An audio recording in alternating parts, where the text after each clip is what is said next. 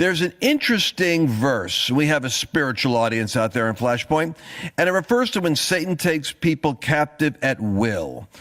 What you're looking at in media and on the left is a situation where people are beyond the point of rational, objective discourse. Because there's a number of people that are actually turning in their opinion of Trump. The African-American male, for instance, population has gone up to 26%, shifting towards Trump. So there's a number of people that no matter what kind of propaganda has been bombarding them, are still able to think. But there is a group of people, and you'll hear them in the political class, and you'll hear them in the media, and you'll hear them frequently in academia. Honestly, Gene, they are taken captive at will. And this is the language we have in the New Testament of people who have lost the objective faculty use of their mind and have it kind of seized with a kind of narrative and perspective that overrules their own judgment. And now an idea has them. They don't have an idea. Christian nationalist Lance Wallnau is looking for new ways to scare Christian voters into merging their religious beliefs into worshiping the candidacy of Donald Trump. So while evidence piles up on their Messiah constantly, they got to skip by the nuance, blow by the obvious irony here, and go straight to it. Opposition to Donald Trump is the devil. You're going to see this increasing for the next year, unlike 2020.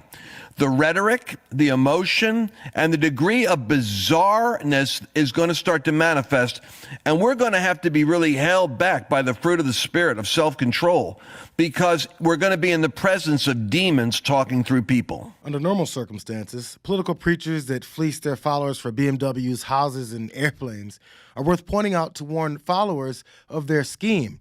But as this Republican Party openly shifts from exploiting Christians for votes to using them for blatant power grabs, the stakes are rising. 3% of the population, roughly 3 to 4% of the population, are radical leftist elites.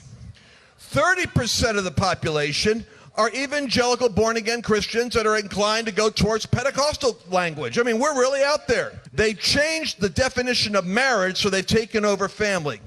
They've totally taken over academia, so the education institutions are teaching leftist theology or leftist ideology and silencing conservatives.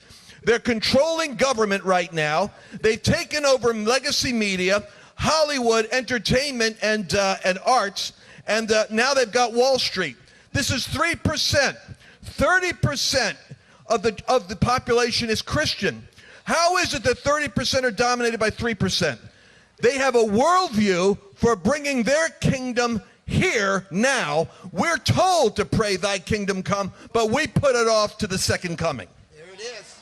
So it's not just in having more. We certainly want souls. In eternity, that's the most important thing. And this is, Mario, where a lot of people get confused. Is it the kingdom more important? Is Jesus more important? Isn't souls more important? Of course, this isn't either or. It's both and. We want souls and we want nations. So while Wallnau organizes his rallies where he hunts for souls and nations, he's found willing outlets to spread his fascist agenda in desperate political figures, like Donald Trump himself. And since Trump isn't very good at acting like a Christian, this fake prophet fills in the gaps and has plans to use people's faith to control other people's lives. What would happen if the rallies became revivals? What would happen if Jesus wasn't having to be hidden off in a corner with a bunch of nervous Christians?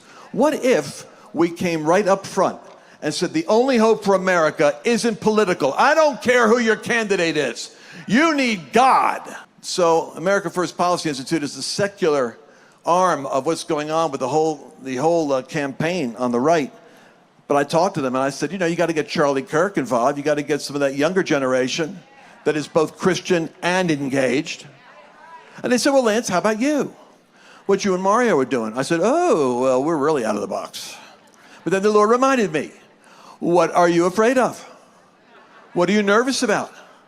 I thought, okay, so mark this one down, Greensboro Coliseum. It's our first experiment at inviting the Republican Party to a major event at a conference, and lo and behold, the gospel shows up. In other words, Lance Wallnau thinks that God is telling him to take his unhinged brand of political religion and force it upon the rest of the country. The constant acceptance of these radical forms of Christianity by the GOP has done nothing more than encourage more of Wallnau types to insert God versus the devil into discussions about anything Trump doesn't agree with, like the 2020 election. And it sounds as ridiculous as you could imagine, but they're dead serious. There's no Republican that can legally make it into the White House the way that the elections are set up right now. I've done a close analysis of this. The 6 swing states, Georgia and Arizona and Pennsylvania, Michigan, Wisconsin, I guess North Carolina, what else? Georgia, thank you. Those states have counties, 6 counties, that are so tightly wrapped up by the devil that it's virtually impossible for you to see an election go through that grid work and come out honest unless there's a divine intervention.